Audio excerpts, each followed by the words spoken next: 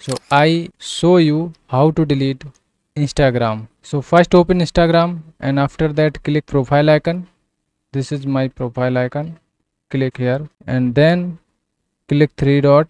After that click account center and after that go to manage account. Then go to manage account. Manage. I deleted Instagram. This is a page showing and this page I deleted and manage. Go to I want delete. I want permanently delete. So middle option choose.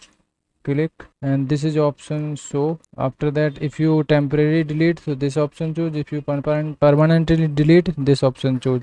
I want permanently delete, second option choose and continue. After that this pop-up asking you your followers 27 and this is a post, delete permanently, continue. Causes why you deleting, to Vigi distract and continue, press. After that this is a page showing and continue. Scroll down and continue. Here type password Instagram and continue. Your Instagram page, Instagram profile permanently deleted.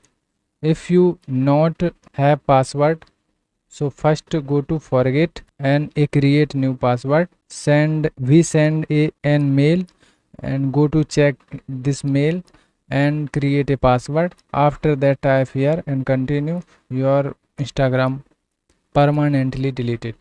Okay, any problem face you, this section follow you.